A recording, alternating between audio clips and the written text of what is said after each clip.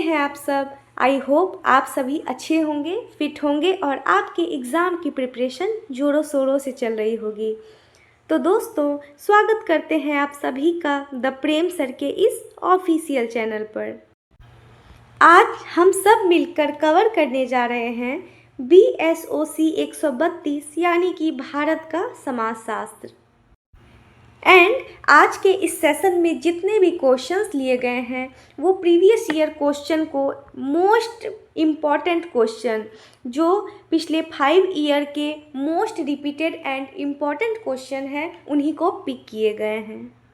आप भी आने वाले इग्नू के जून या फिर दिसंबर 2026 एग्ज़ाम में बैठने वाले हैं तो आज का ये सेशन आपके लिए काफ़ी इम्पॉर्टेंट होने वाला है। एंड फ्रेंड्स, अगर आपको इग्नू से रिलेटेड कोई सा भी कंसर्न हो तो आप प्रेम सर के इस इंस्टा आईडी पे मैसेज करके पूछ सकते हैं। सो फ्रेंड्स, बिना किसी देरी के अब अपने इस सेशन को स्टार्ट करते हैं। Let's start. तो हमारा आज का फर्स्ट क्वेश्चन है, भारत में एकता के संबंधों पर चर्चा कीजिए। यानी कि हमारे भारत में जो मजबूती है उसके संबंधों पर चर्चा करना है। तो चलिए इसके उत्तर को समझते हैं।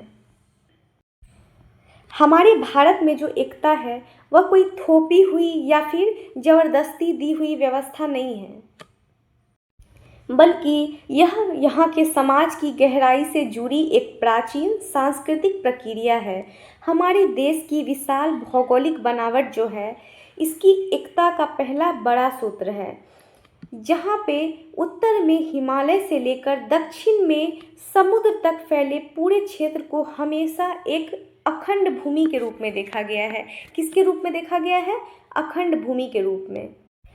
इस एकता को मजबूत करने में देश के अलग अलग कोनों में फैले हमारे धार्मिक तीर्थ स्थलों और सांस्कृतिक केंद्रों ने बहुत बड़ी भूमिका निभाई है, जो सदियों से पूरब पश्चिम और उत्तर दक्षिण के लोगों को आपस में जोड़ते आ रहे हैं।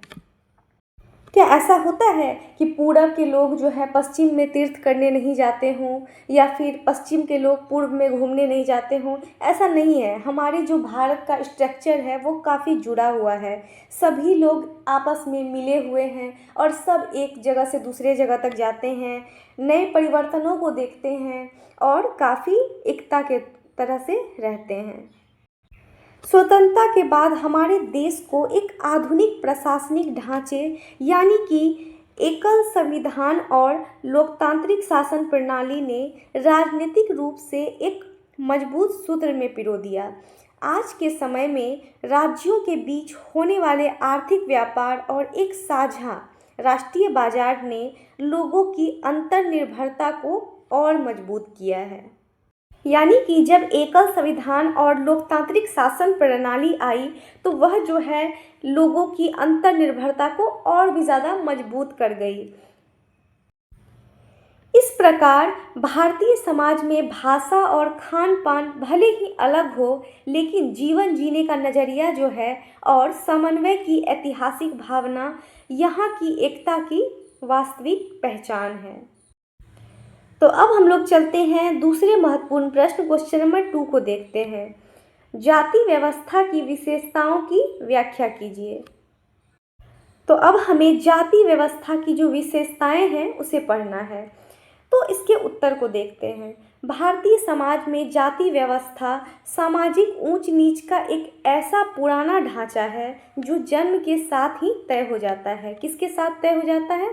जन्म के साथ, यानी कि बर्थ के साथ।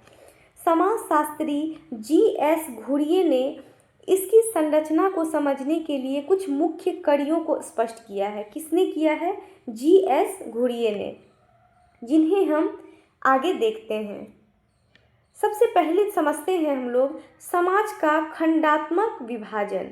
यानी कि यह जो व्यवस्था है पूरे समाज को अलग अलग बंद समूहों में बांट देती है, जहां व्यक्ति की पहचान उसकी व्यक्तिगत योग्यता से नहीं बल्कि उसकी जाति से होती है। क्यों? क्योंकि समाज का जो है विभाजन हो जाता है। तो अब आते हैं दूसरे महत्वपूर्ण बिंदु, यानी कि संस्तरण या फिर सोपान क्रम, यानी कि हायरार्ची को समझते हैं। अब हम लोग समाज की सभी जातियां एक कतार में खड़ी है। कैसे खड़ी है? जैसे कि एक के पीछे एक खड़ी है, जिसमें धार्मिक और सामाजिक शुद्धता के आधार पर कुछ जातियों को सबसे ऊपर और कुछ को सबसे निचले पायदान पर रखा गया है। यानी कि सभी को एक क्रम में बांट दिया गया है।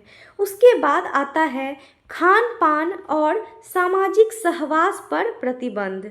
यानी कि किस जाति के लोग किस दूसरी जाति के हाथ का बना कच्चा या फिर पक्का भोजन खा सकते हैं और किसके साथ बैठ सकते हैं। इसके समाज में जो है पुराने पारंपरिक नियम बने हुए हैं। उसके बाद आता है जातिगत अंतर्विवाह, यानी कि एंडोगेमी। जाति व्यवस्था का सबसे मजबूत नियम यह है कि व्यक्ति को अपने जीवन साथी का चुनाव अनिवार्य रूप से अपनी ही जाति के भीतर करना पड़ता है। यानी कि यहाँ पर कास्ट रिस्ट्रिक्शन लगा हुआ रहता है। तो अब चलते हैं नेक्स्ट क्वेश्चन और क्वेश्चन नंबर 3 को समझते हैं। तो हमारा क्वेश्चन नंबर 3 है, नगरीय भारत में वर्गों का वर्णन कीजिए। कौन से भारत में? नगरीय भारत में। तो नगरीय भारत यानी कि हमारे शहरों में समाज का बंटवारा जाति के बजाय मुख्य रूप से आर्थिक हैसियत, शिक्षा और पेशे के आधार पर बने वर्गों में होता है। किसके आधार पर? पेशे के आधार पर। शहरों की इस वर्ग संरचना को हम साधारण तौर पर 3 बड़े हिस्सों में बांट सकते हैं। कितने बड़े हिस्सों में? 3 बड़े हिस्सों में बांट सकते हैं।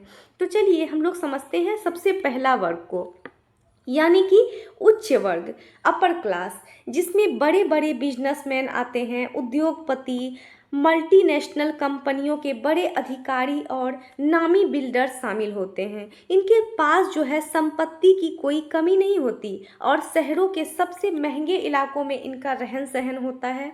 और ये जो है ये सभी किससे बिलोंग करते हैं? सब अपर क्लास से बिलोंग करते हैं, उच्च वर्ग से बिलोंग करते हैं। उसके बाद आता है मध्यम वर्ग। तो मध्यम वर्ग में हो गए जिसे शहरों की रीढ़ माना जाता है। किसे? मध्यम वर्ग के लोगों को। इसमें बैंक कर्मचारी, सरकारी अफसर, डॉक्टर, इंजीनियर, शिक्षक आते हैं। यह वर्ग जो है अपनी उच्च शिक्षा और तकनीकी हुनर के कारण पहचाना जाता है। कौन सा वर्ग में आते हैं ये सब? मध्यम वर्ग, यानी कि मिडिल क्लास में आते हैं। उसके बाद तीसरा आता है निम्न वर्ग, यानी कि सबसे नीचे, लोअर क्लास, जिसमें दैनिक मजदूर, रिक्शा चालक, घरेलू नौकर और असंगठित क्षेत्रों में काम करने वाले लोग आते हैं। इनकी जो आय होती है, इनकी इनकम जो है बहुत कम होती है और अनिश्चित होती है, यानी कि फिक्स नहीं होती, जिसके कारण इन्हें शहरों की मलिन बस्तियों यानी कि स्लम्स में बुनियादी सुविधाओं के लिए भी रोज संघर्ष करना पड़ता है। निम्न वर्ग के कारण वो लोग इतना मजबूर हो जाते हैं कि उन्हें अपने बच्चों को भी मजदूरी पर लगाना पड़ जाता है और काफ़ी ज़्यादा मतलब बस्तियों में रहना पड़ता है। बहुत सारी चीज़ों का, ऐसे घर का इशू होता है, खाने का इशू होता है, उन्हें बहुत सारे प्रॉब्लम्स को फेस करना होता है। तो अब चलते हैं हम लोग नेक्स्ट क्वेश्चन नंबर 4 को समझते हैं। विवाह के विभिन्न रूपों का वर्णन कीजिए। यानी कि शादी के कौन कौन से रूप हैं हमें उसे समझना है। तो भारतीय समाज की सबसे महत्वपूर्ण संस्था विवाह है। तो जिसके स्वरूप को समझने के लिए हमारे प्राचीन ग्रंथों और आधुनिक समाजशास्त्र दोनों के दृष्टिकोण को देखना काफ़ी ज़रूरी है, क्योंकि अगर हम लोग आधुनिक समाजशास्त्र और प्राचीन ग्रंथों के अनुसार समझते हैं तो हमें पूरा क्लैरिटी से समझ में आता है कि इसका रियल फैक्ट क्या है और ऐसा क्यों है। हमारे धार्मिक शास्त्रों में विवाह के मुख्य रूप से 8 रूपों की चर्चा होती है। कितने रूपों की चर्चा होती है? विवाह के 8 रूपों की, जिसमें कि शुरुआती 4 रूप समाज में सम्मानजनक माना गया है, जिन्हें प्रशस्त विवाह कहते हैं। यानी कि शुरुआती 4 रूपों को क्या कहते हैं? प्रशस्त विवाह कहते हैं। जैसे कि ब्रह्म विवाह, जिसमें माता पिता अपनी मर्जी से सुयोग्य वर ढूंढकर कन्या का विवाह करते हैं, यानी कि ब्रह्म विवाह करते हैं। उसके बाद आता है प्रजापत्य विवाह, यानी कि प्रजापत्य विवाह का मीनिंग होता है किसी धन के लेन देन के धर्म पालन के लिए विवाह जो होता है, तो उसे समझते हैं हम लोग प्रजापत्य विवाह के अंतर्गत। बाकी 4 रूपों को समाज में हीन नज़र से देखा गया है, जिन्हें अप्रशस्त विवाह कहते हैं। जैसे कि असुर विवाह, जिनमें कन्या के पिता को पैसे देकर लड़की को खरीद लिया जाता है, या फिर गंधर्व विवाह, तो जिसे आज हम प्रेम विवाह यानी कि लव मैरिज कहते हैं, गंधर्व विवाह को, जिसमें कि क्या होता है कि माता पिता की सहमति के बिना आपसी संघर्ष पर टिका हुआ होता है, गंधर्व विवाह। अगर आज के आधुनिक कानून और व्यवहार के आधार पर देखें तो समाज में मुख्य रूप से 2 ही रूप चलते हैं, यानी कि एक विवाह और बहुविवाह चलते हैं। तो एक विवाह यानी कि मोनोगैमी जो कानूनी रूप से मान्य है, और बहुविवाह यानी कि पॉलीगैमी जो कुछ विशेष समाजों की पुरानी परंपराओं में दिखता है। तो इसके अंतर्गत जो भी विवाह के मेन पॉइंट थे उसे हम लोगों ने समझ लिया है। तो अब चलते हैं नेक्स्ट क्वेश्चन नंबर 5 को देखते हैं। क्वेश्चन नंबर 5 है, धर्म पर दुखिर्म के विचारों की चर्चा कीजिए। किसके विचारों को देखना है? धर्म पर जो है दुखिर्म के जो विचार हैं हमें उनको देखना है। तो महान समाजशास्त्री एमाइल दुखिर्म, इन्होंने जो है अपनी प्रसिद्ध पुस्तक the elementary forms of religious life, तो एमाइल दुखिर्म ने एक किताब लिखी थी, काफ़ी प्रसिद्ध बुक थी वो, the elementary forms of religious life. तो इसमें जो है धर्म को किसी भगवान पर परलौकिक शक्ति के चश्मे से नहीं देखा, बल्कि उन्होंने धर्म को पूरी तरह से एक सामाजिक तथ्य माना है। क्या माना है? एक फैक्ट माना है समाज का, तो सामाजिक तथ्य माना है। दुखिर्म का स्पष्ट कहना था कि धर्म की असली जननी खुद हमारा समाज ही है। तो सबसे पहले हम लोग देखते हैं इसमें पवित्र यानी कि सैक्रेड और अपवित्र, प्रोफैन का अंतर। तो हम लोग पवित्र और अपवित्र का अंतर समझेंगे सबसे पहले दुखिर्म के अनुसार। तो धर्म का पहला काम दुनिया की सभी चीज़ों को 2 हिस्सों में बांटना है। क्या करना है? उनको डिवाइड कर देना। पवित्र चीज़ें वे हैं जिनकी समाज पूजा करता है, और अपवित्र चीज़ें जो हमारी रोज़मर्रा की ज़िंदगी से जुड़ी होती है। उसके बाद है टोटमवाद यानी कि टोटेमिज्म। उन्होंने जो है बहुत पुरानी जनजातियों का अध्ययन करके बताया कि वे लोग जो हैं किसी टोटम यानी कि जैसे कोई पौधा या फिर जानवर को पवित्र मानकर पूजते थे। यह जो है टोटम वास्तव में उनके कबीले या फिर समाज का एक ही रूप था। यानी कि टोटम का क्या अर्थ होता था? जैसे कि कोई पौधा को, जैसे हम लोग तुलसी को, हम लोग गौ को माता मानते हैं, तुलसी की पूजा करते हैं, तो इसी तरह वो लोग क्या करते थे कि पवित्र मान के पौधों को, जानवर को उसकी पूजा करते थे। तो इसे ही क्या कहते हैं? टोटेमिज्म कहते हैं। उसके बाद अब हम लोग समझते हैं समाज ही वास्तविक ईश्वर है। यानी कि दुखिर्म जो है इस नतीजे पर पहुँचे कि जब लोग किसी धार्मिक उत्सव में एक साथ जमा होते हैं तो उनके बीच एक सामूहिक चेतना पैदा होती है। क्या होती है? उन सभी के बीच एक सामूहिक चेतना पैदा होती है। इसलिए धर्म की आड़ में इंसान असल में अपने समाज की, उसी की ताकत को क्या करता है? पूजा करता है। यानी कि लोग क्या करते हैं, जब एक जगह एकत्रित होते हैं तो एक दूसरे को देखते हैं, उन्हें एनालाइज करते हैं, तो एक दूसरे का कॉपी पेस्ट करते हुए, या फिर ऐसा लगता है कि नहीं वो सही कर रहे हैं, मतलब मैं ही गलत कर रहा था, ये मेरा प्रोसेस सही नहीं है। इसी तरह ये काफ़ी ज़्यादा बढ़ता चला गया। इस पे ये पूरा तरह से किस पे डिपेंड करता है? अपने समाज पर निर्भर करता है। तो इसी पे दुखिर्म कहते हैं कि यह जो है अपने समाज की ही ताकत की पूजा करता है। तो अब चलते हैं नेक्स्ट क्वेश्चन नंबर 6 को समझते हैं। तो क्वेश्चन 6 है, भारत में दलित आंदोलनों की प्रकृति एवं प्रकारों की चर्चा कीजिए। तो हमें अब जो है भारत में दलित आंदोलनों के बारे में समझना है। तो चलिए इसके उत्तर को समझते हैं। भारत में दलित आंदोलन सदियों से चली आ रही है, काफ़ी समय से चली आ रही है भारत में दलित आंदोलन। सामाजिक छुआछूत, जातिगत शोषण और अपमान के खिलाफ अपने हक और आत्मसम्मान की एक बड़ी लड़ाई जो है लड़ रहे हैं हमारे भारत के लोग काफ़ी समय से। इनकी प्रकृति और तरीक़ों को समझने के लिए हमें इसके अलग अलग मोर्चों को देखना होगा, यानी कि इसके अलग अलग तरीक़ों को देखना होगा कि क्या क्या हुआ था। अगर सबसे पहले हम लोग आंदोलनों की प्रकृति की बात करें तो यह केवल पैसों या फिर ज़मीन के सुधार की लड़ाई नहीं थी। इसका मूल मकसद जो था दलित समाज को एक मानवीय गरिमा और सामाजिक मान्यता का दर्जा दिलाना था, यानी कि सामाजिक समानता का दर्जा दिलाना था। आधुनिक दौर में जो है यह आंदोलन पूरी तरह से संवैधानिक अधिकारों, आरक्षण और राजनीतिक सत्ता में अपनी हिस्सेदारी पाने की ओर मुड़ गया। तो अब हम लोग मेन रूप से देखते हैं ये आंदोलन मुख्य रूप से 3 प्रकारों में दिखाई देते हैं। कितने रूप में?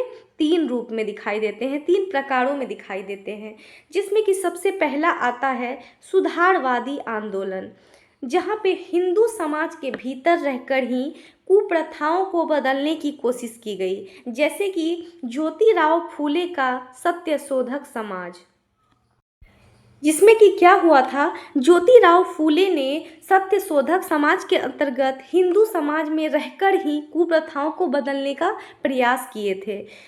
और यह जो है किसके अंतर्गत आया? सुधारवादी आंदोलन के अंतर्गत।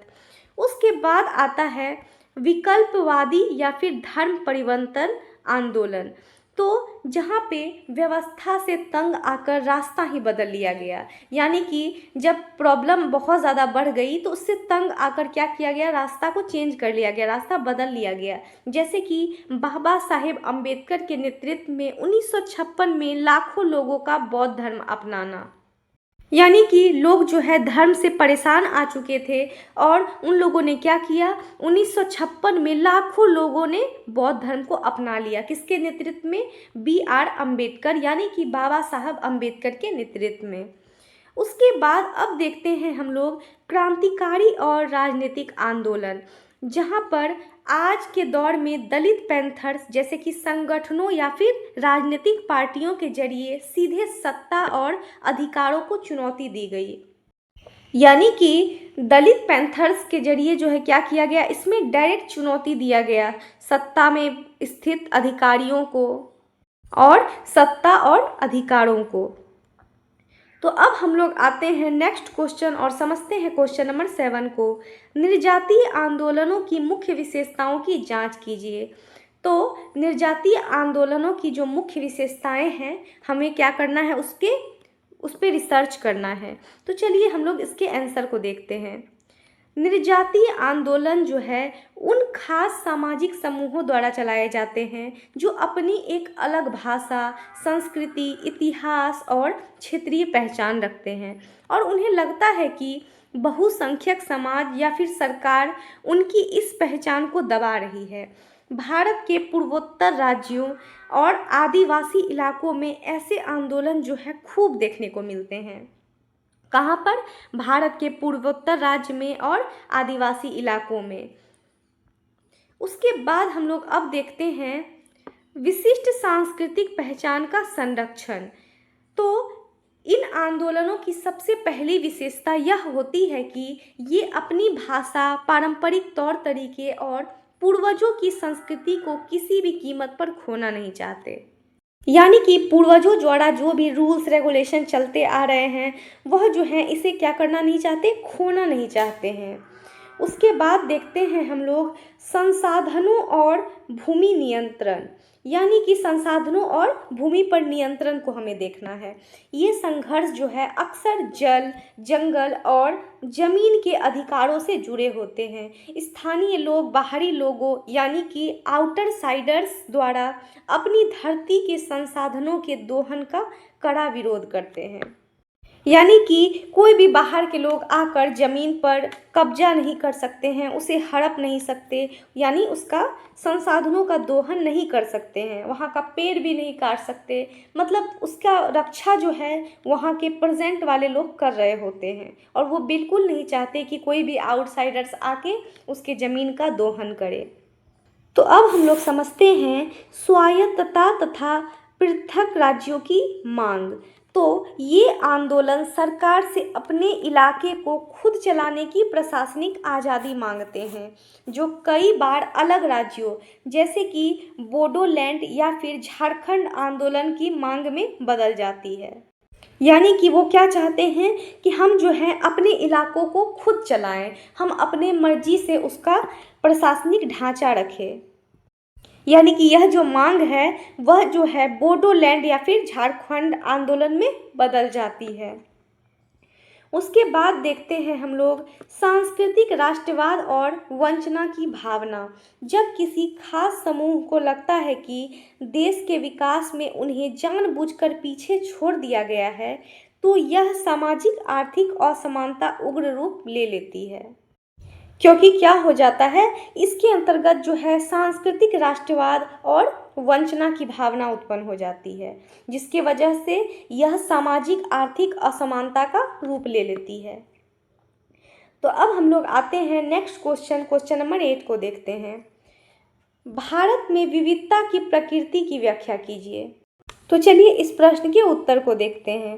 भारत में विविधता की प्रकृति इतनी गहरी और अनोखी है कि यहाँ कुछ ही किलोमीटर पर भाषा बदल जाते हैं, पानी बदल जाती है एवं संस्कृति का रंग रूप भी बदल जाता है। यह जो विविधता है केवल देश की ऊपरी सतह पर नहीं, बल्कि हमारे समाज के बुनियादी ताने बाने का हिस्सा है। अगर हम लोग भौगोलिक रूप से बात करें तो हमारे एक तरफ बर्फ से ढके पहाड़ हैं, तो दूसरी तरफ तपता हुआ मरुस्थल और विशाल तटीय इलाके हैं, जिसने लोगों के खान पान और पहनावे को बिल्कुल अलग बना दिया है। भाषाई स्तर पर जो हमारे देश में सैकड़ों भाषाएं बोलियां बोली जाती है, जैसे कि हमारे देश का संविधान जो है वह खुद 22 भाषाओं की मान्यता देता है। कितने भाषाओं की? 22 भाषाओं की मान्यता देता है। धार्मिक और सामाजिक रूप से अगर हम लोग इसे देखें तो भारत दुनिया के कई बड़े धर्मों की जन्म स्थली है और यहाँ पर दुनिया के लगभग सभी प्रमुख धर्मों के मानने वाले लोग सदियों से एक साथ रहते आ रहे हैं। इसके साथ ही सैकड़ों जनजातीय समूहों की अपनी अपनी जीवन शैली है, यानी कि सबके रहन सहन अलग अलग है, सबके जीवन शैली काफ़ी डिफरेंट है और डिफरेंट धर्मों के लोग एक साथ मिलकर हमारे भारत में रह रहे हैं। और सबसे खास बात यह है कि इतनी सघन विविधताओं के बाद भी जो है यहाँ पर परायापन नहीं है। ये सभी संस्कृतियाँ आपस में एक दूसरे को प्रभावित करते हुए विविधता में एकता के रूप में जीवित है और यही हमारे भारत की सबसे बड़ी खासियत है। अब चलते हैं नेक्स्ट क्वेश्चन नंबर 9 को समझते हैं। उदारीकरण, निजीकरण और वैश्वीकरण से भारत में क्या बदलाव आया, व्याख्या कीजिए। तो हमें जो है उदारीकरण, निजीकरण एवं वैश्वीकरण से भारत में आए परिवर्तनों के बारे में समझना है। वर्ष 1991 में यानी कि 1991 में जब भारत सरकार ने उदारीकरण, निजीकरण और वैश्वीकरण यानी कि एलपीजी की नई आर्थिक नीतियां अपनाई, तो उसने जो है भारतीय समाज के पूरे रहन सहन और सोच को ही बदल कर रख दिया। इसके प्रमुख प्रभाव जो है समाज के हर एक छोटे छोटे हिस्से पर दिखाई पड़ते हैं, जिसमें कि हम लोग सबसे पहले समझते हैं बाजार का फैलाव और उपभोक्तावाद। विदेशी कंपनियों के आने से भारतीय बाजारों में मोबाइल, गाड़ियां और कपड़े के ढेरों विकल्प आ गए। इससे क्या हुआ कि लोगों के भीतर सामान खरीदने और आधुनिक सुख सुविधाओं जुटाने की होड़ यानी कि उपभोक्तावादी संस्कृति क्या हुई, बढ़ गई। यानी कि अब लोग जो है सामान जुटाने लग गए, सुख सुविधाओं को ढूंढने लग गए, जिससे क्या हो गई, उपभोक्तावादी संस्कृति बढ़ गई। तो अब हम लोग बात करते हैं शहरी मध्यम वर्ग का उदय, यानी कि आईटी सेक्टर, बैंकिंग और कॉल सेंटर जैसी प्राइवेट नौकरियों की बाढ़ आने से युवाओं की कमाई जो है काफ़ी इम्प्रूव हो गई, काफ़ी बढ़ गई। इससे जो है शहरों में एक नया पढ़ा लिखा और महत्वाकांक्षी मध्यम वर्ग पैदा हो गया, क्योंकि इससे जो है रोजगार बढ़ने लग गया। उसके बाद अब हम लोग देखते हैं सांस्कृतिक बदलाव और ग्लोबलाइजेशन। हमारे खान पान में पिज़्ज़ा, बर्गर, पहनावे में जीन्स टी शर्ट का आना इसी वैश्वीकरण का नतीजा है। इंटरनेट ने हमारी युवा संस्कृति को पूरी तरह से ग्लोबल बना दिया है, और ग्लोबल संस्कृति आ जाने के बाद हमारे जो रहन सहन है, पहनावा ओढ़ावा है, काफ़ी बदल चुका है। उसके बाद अब हम लोग देखते हैं बढ़ती आर्थिक असमानता। इसका एक कड़वा सच यह भी है कि शहरों और फैक्ट्रियों का तो विकास हुआ, लेकिन गांवों और खेती की उपेक्षा होने से अमीर गरीब के बीच का फासला और ज़्यादा बढ़ गया, और भी ज़्यादा चौड़ा हो गया, क्योंकि इससे क्या हो गया, भेदभाव होने लग गया शहरों और गांवों में, फैक्ट्रियों और किसानों में। तो इसमें जो है डिफरेंसेस आने लग गए, और यह क्या बना, बढ़ती आर्थिक असमानता का एक कारण बन गया। अब आते हैं नेक्स्ट क्वेश्चन और समझते हैं क्वेश्चन नंबर 10 को। समकालीन भारत में जाति व्यवस्था में क्या परिवर्तन हुए हैं, चर्चा कीजिए। तो चलिए इस प्रश्न के उत्तर को समझते हैं। आज के आधुनिक भारत में शिक्षा, शहरों के फैलाव और नए कानूनों के आने से हमारी पुरानी जाति व्यवस्था के कड़े नियमों में बहुत बड़े और साफ बदलाव देखने को मिल रहे हैं। तो सबसे पहले हम लोग सबसे पहला बड़ा बदलाव के बारे में चर्चा करेंगे, यानी कि सामाजिक संपर्क और खान पान के बारे में। तो सामाजिक संपर्क और खान पान के बारे में चर्चा करें तो आज शहरों में नौकरियों के दौरान, होटलों में खाना खाते समय या फिर बसों ट्रेनों में सफ़र करते समय कोई किसी की जाति नहीं पूछता। छुआछूत और शुद्धता जुड़े पुराने पारंपरिक नियम अब तेजी से क्या हो रहे हैं, खत्म हो रहे हैं। वही दूसरा बदलाव है पेशा चुनने की स्वतंत्रता, यानी कि अब नाई का बेटा नाई या फिर बढ़ई का बेटा बढ़ई बने, यह ज़रूरी नहीं है, यह फिक्स नहीं है। आधुनिक शिक्षा पाकर आज हर जाति का युवा डॉक्टर, इंजीनियर, अफसर सब कुछ बन रहा है। यानी कि अब जो है शिक्षा के माध्यम से स्कोप फिक्स नहीं रहा, सब अपने मर्जी से अपने स्वेच्छा अनुसार पेशा को चुन पा रहे हैं। उसके बाद अब देखते हैं विवाह के मामलों में आज भी जाति अंतर्विवाह का नियम सबसे मजबूत है, पर अंतर जातीय शादियां भी अब धीरे धीरे स्वीकार की जा रही है। सबसे दिलचस्प बात यह है कि जहां सामाजिक स्तर पर जाति के कड़े नियम ढीले हुए हैं, वहीं जो है राजनीतिक स्तर पर जाति आज भी वोट बैंक और चुनौती समीकरण तय करने का सबसे बड़ा जरिया बनी हुई है। तो अब हम लोग देखते हैं नेक्स्ट क्वेश्चन नंबर 11 को। जजमानी व्यवस्था और इसके जाति व्यवस्था से संबंधों का वर्णन कीजिए। तो हमें जजमानी व्यवस्था और इसके जाति व्यवस्था से संबंधों को देखना है। तो चलिए इस प्रश्न के उत्तर को देखते हैं। जजमानी व्यवस्था पुराने समय के भारतीय गांवों की एक ऐसी सामाजिक आर्थिक प्रणाली थी जो पैसों के बिना केवल वस्तुओं और सेवाओं के आपसी लेन देन पर टिकी हुई थी। इस व्यवस्था का जो ढांचा था मुख्य रूप से दो हिस्सों में बटा हुआ था। पहले थे जजमान और दूसरे थे कामीन। तो सबसे पहले हम लोग बात करते हैं जजमान के बारे में, जो मुख्य रूप से गांव के भूमिपति या फिर उच्च जाति के लोग होते थे, उसे क्या कहे जाते थे, जजमान कहे जाते थे।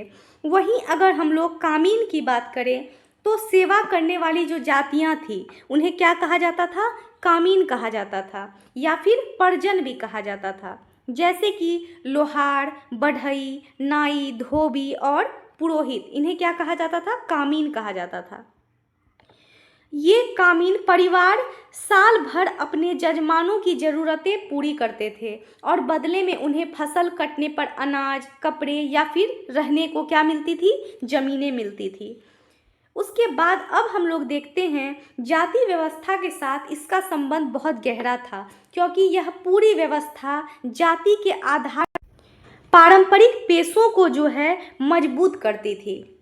किसके आधार पर? जाति के आधार पर। यह पिता के बाद बेटे को भी उसी धंधे से बांध कर रख देती थी। भले ही इस व्यवस्था में उच्च जातियों का पलड़ा भारी था और वे निचली जातियों का आर्थिक शोषण करती थी, लेकिन संकट के समय यह गांवों को एक सामाजिक सुरक्षा और पारस्परिक अंतर्निर्भरता भी देती थी, और जिससे ग्रामीण समाज जो है सदियों तक टिका रहा।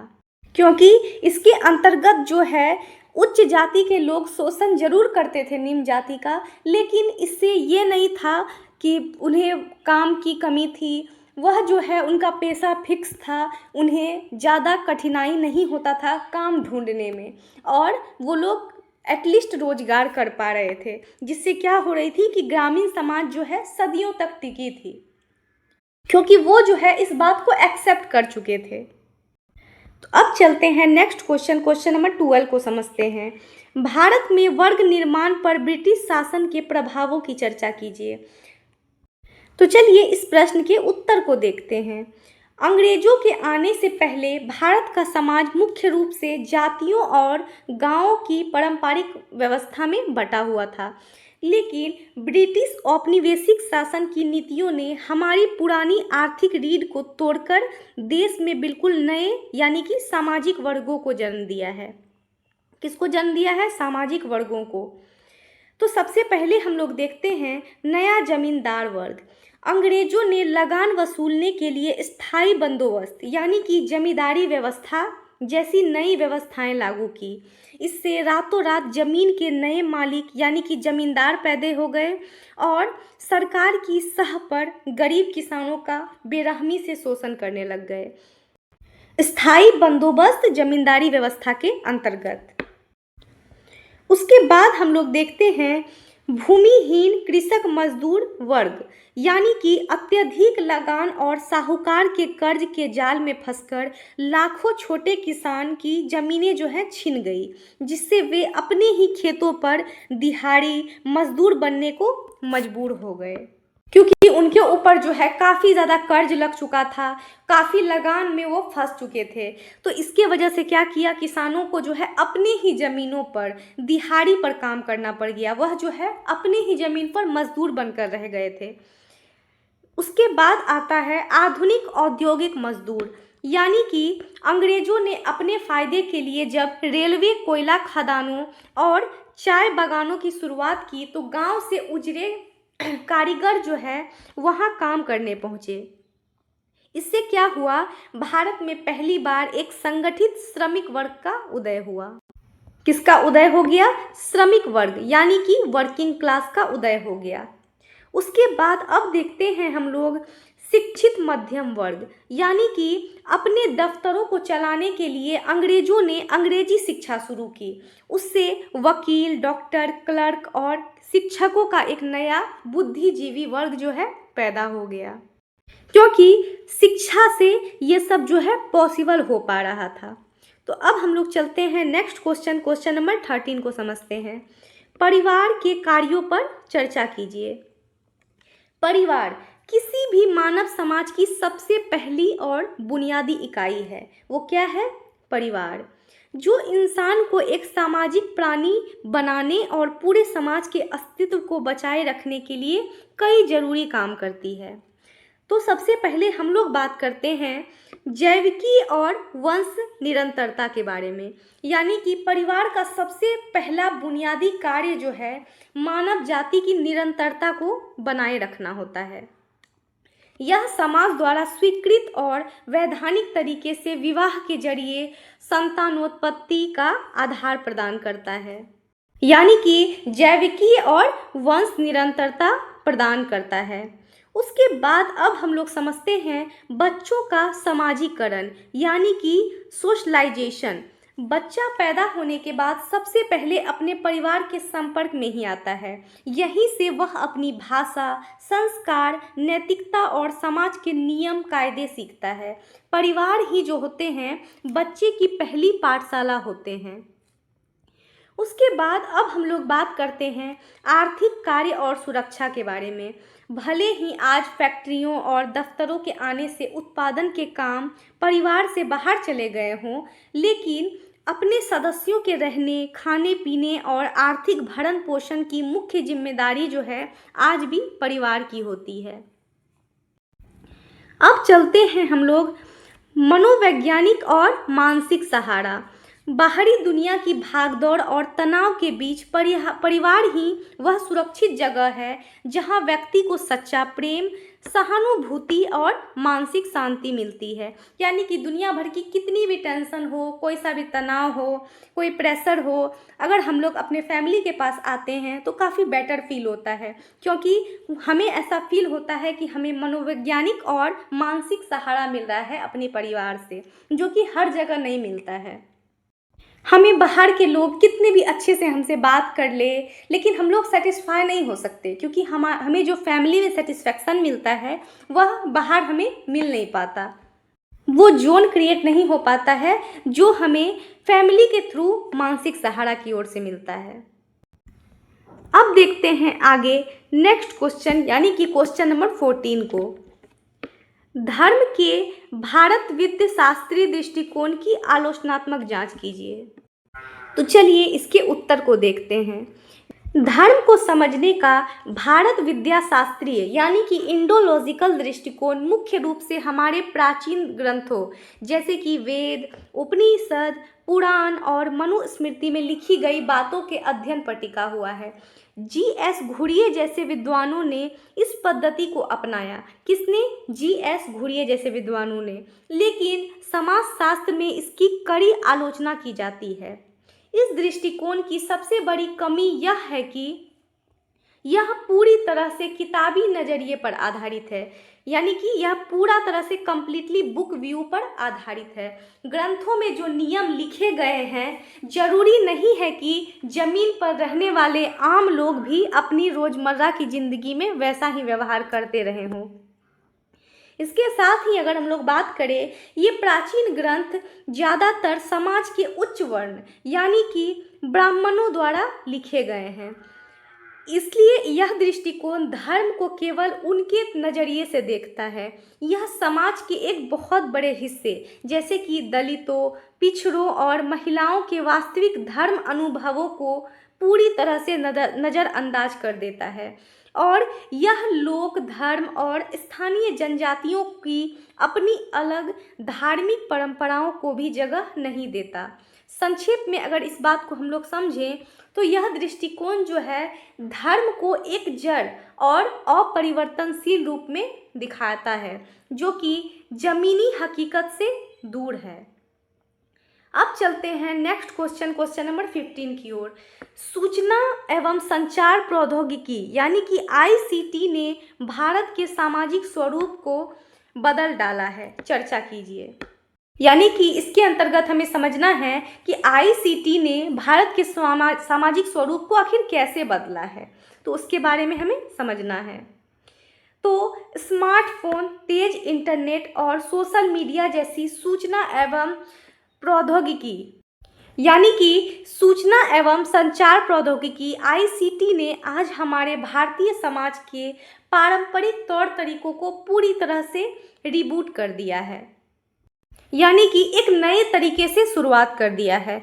और सबसे बड़ा बदलाव जो है हमारे पारिवारिक संवाद में आया है, यानी कि अब एक ही छत के नीचे रहने वाले लोग आपस में बात करने के बजाय अपनी डिजिटल स्क्रीन और वर्चुअल दुनिया में खोए रहते हैं, जिससे क्या होता है कि आमने सामने के रिश्ते की जो गर्माहट हो गई है वह कम हो गई है। उसके बाद दूसरा आता है विवाह और साथी चुनने के तरीकों को लेकर। जहाँ पे पहले शादियाँ तय करने में अगुआ और रिश्तेदारों का दबदबा होता था, वहीं अब मैट्रिमोनियल साइट्स और डेटिंग ऐप्स ने युवाओं को अपना जीवन साथी चुनने का व्यक्तिगत अधिकार दे दिया है। उसके बाद ही अगर इसके साथ हम लोग बात करें, इंटरनेट और वर्क फ्रॉम होम के अवसरों ने महिलाओं को आर्थिक रूप से स्वतंत्र और जागरूक बनाया है, जिससे महिला सशक्तिकरण को नई ताकत मिली है। हालांकि इसका एक नकारात्मक पहलू यह भी हो सकता है कि गरीब या फिर ग्रामीण आबादी इस तकनीक से दूर है। वे डिजिटल विभाजन यानी कि डिजिटल डिवाइड के कारण विकास की मुख्य धारा में पिछड़ रही हैं।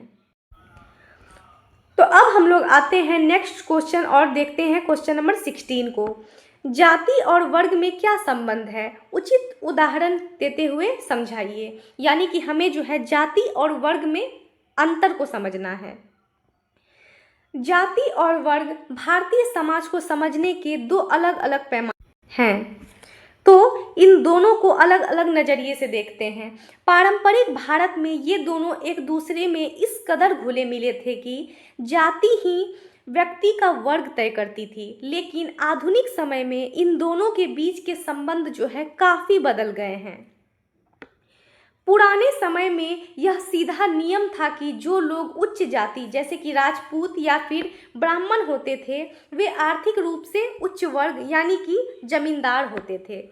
इसके विपरीत जो निचली जातियां जैसे कि दलित होते थे, तो वे जो है आर्थिक रूप से निम्न वर्ग यानी कि बंधुआ या फिर भूमिहीन मजदूर रह जाते थे। यानी कि जाति के अंतर्गत जो है उसका पेशा फिक्स कर दिया जाता था। आज के समय में शिक्षा, सरकारी नौकरियों और लोकतंत्र के आने से यह जो पुराना संबंध है पूरा तरह से क्या हो चुका है, टूट चुका है। जैसे कि हम लोग इसे एक उदाहरण के थ्रू समझते हैं।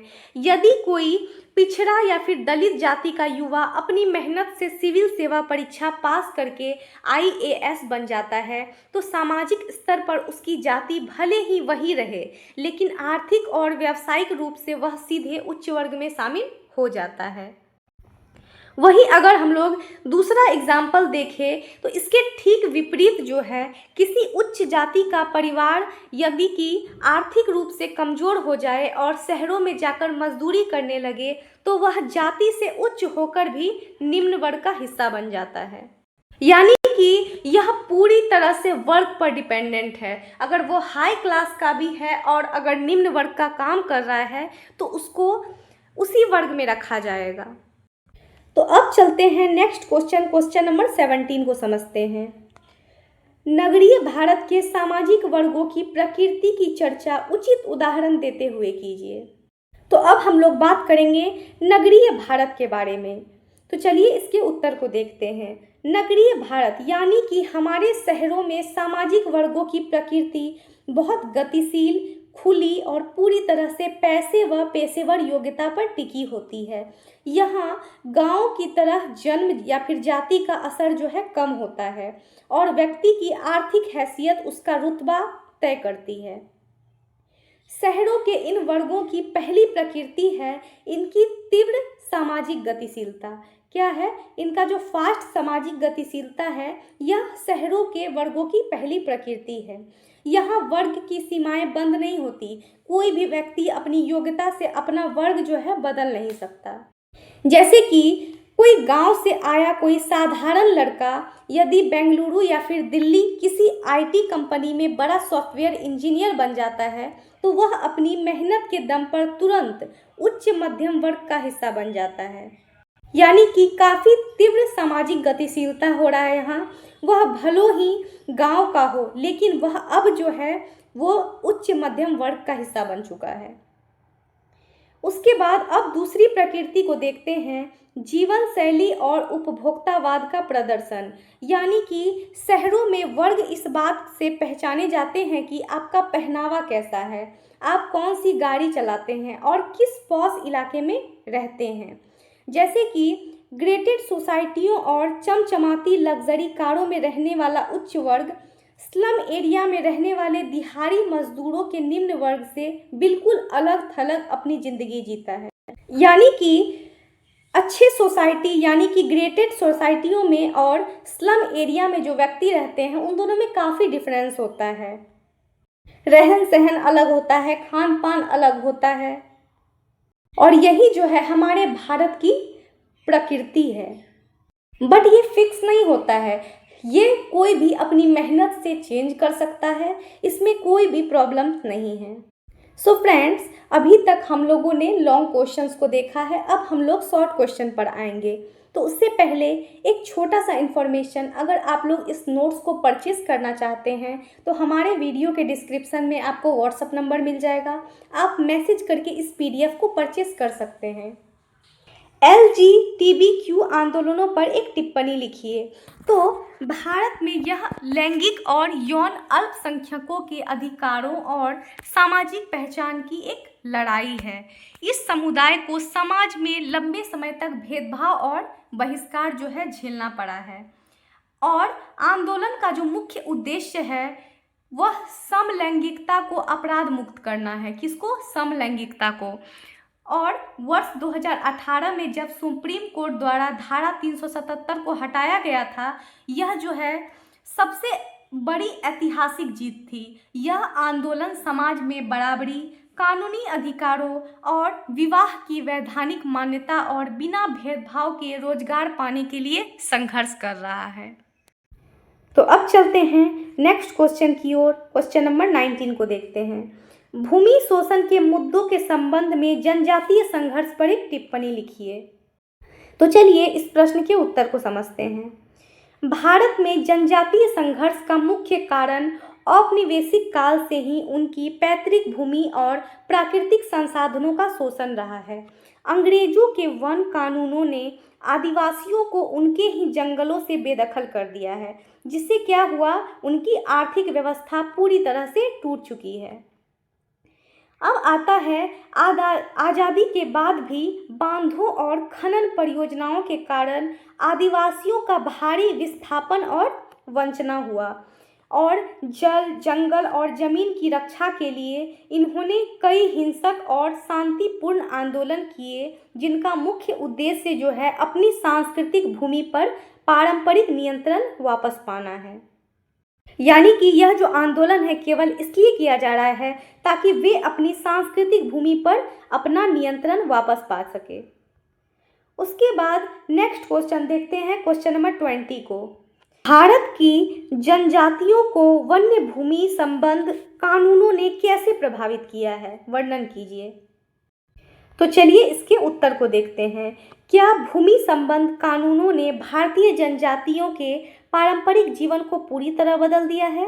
पहले आदिवासी जो है जंगलों पर निर्भर थे, लेकिन औपनिवेशिक वन नीतियों ने जंगलों को राज्य की संपत्ति घोषित करके उनके पारिवारिक अधिकारों को कानूनी रूप से छीन लिया है। इससे क्या हुआ कि आदिवासियों की खेती और आजीविका पर गहरा संकट आ गया। हालांकि बाद में वन अधिकार अधिनियम 2006 बनाकर उन्हें जमीन का हक देने की कोशिश की गई, लेकिन जो है प्रशासनिक कमियों के कारण आज भी वे विस्थापन और विशिष्ट सांस्कृतिक पहचान खोने के डर से क्या हो रहे हैं, जूझ रहे हैं। यानी उनके मन में यह डर बिठा हुआ है कि नहीं, आज भी जो है वह हमारा प्रॉपर नहीं है। तो अब देखते हैं नेक्स्ट क्वेश्चन, क्वेश्चन नंबर 21 को। भारतीय विवाह पद्धतियों में जब जीवन साथी के चयन संबंधी नियमों का स्पष्ट कीजिए। तो चलिए इसके आंसर को देखते हैं। भारतीय समाज में जीवन साथी चयन संबंधी नियम जो हैं बहुत कड़े होते हैं। पारंपरिक रूप से साथी चुनने के लिए 2 मुख्य वैधानिक सामाजिक नियमों का पालन किया जाता है। कितने? 2, जिन्हें कि अंतर विवाह और बहिर्विवाह कहते हैं। इसके अंतर्गत जो है जाति अंतर्विवाह यानी कि इंडोगैमी के कारण व्यक्ति को अपनी ही जाति के भीतर शादी करनी होती है, जो जाति व्यवस्था को बनाए रखती है। वहीं गोत्र बहिर्विवाह, तो इस एक्सोगैमी के अंतर्गत नियम के अनुसार अपने ही गोत्र या फिर नज़दीकी रिश्तेदारों में शादी करना सख्त मना होता है। तो अब चलते हैं नेक्स्ट क्वेश्चन, क्वेश्चन नंबर 22 की ओर।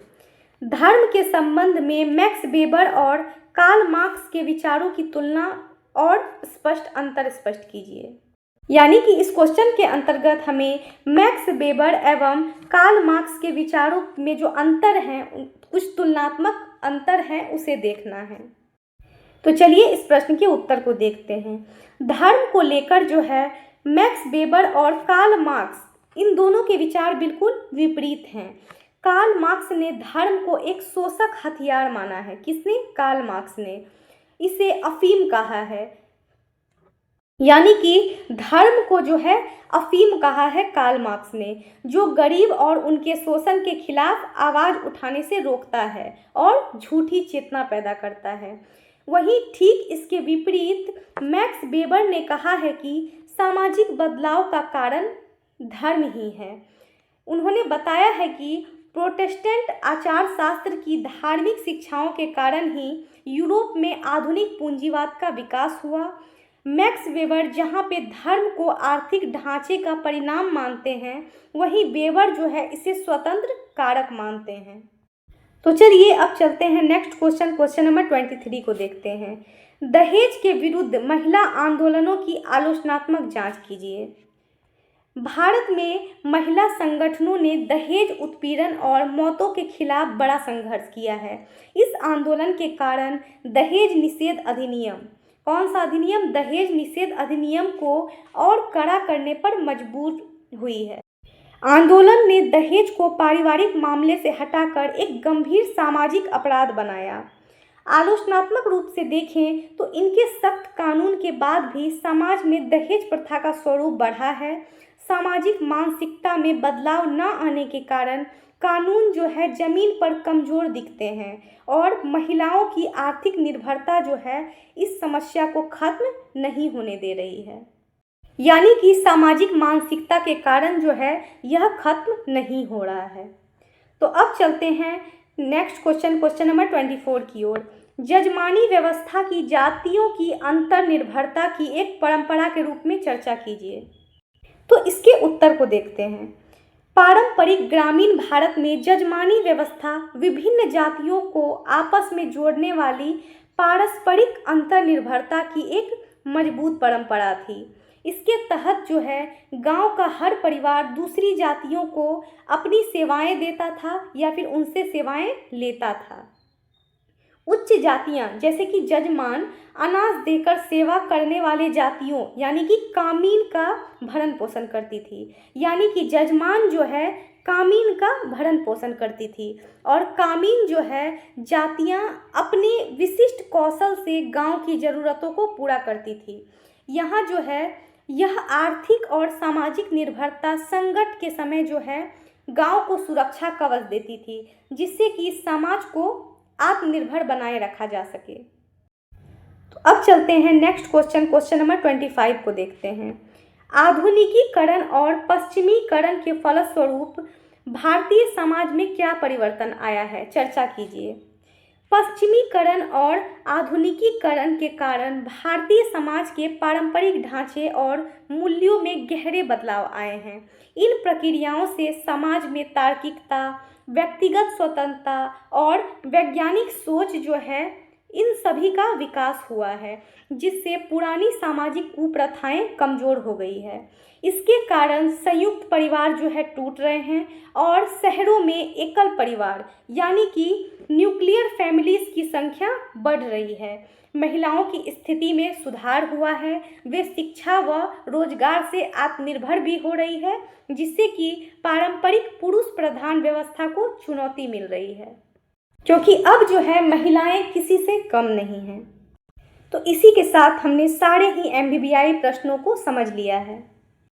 सो फ्रेंड्स, अब आपके एग्ज़ाम टाइम में काफ़ी कम समय बचा है, तो फटाफट से इस लेक्चर को कंप्लीट करने के बाद आप इस नोट्स को परचेज़ कर सकते हैं। ये है हमारा व्हाट्सअप नंबर, आप इस पर मैसेज करके PDF को परचेज़ कर सकते हैं और अपनी प्रिपरेशन को काफ़ी बेहतरीन बना सकते हैं।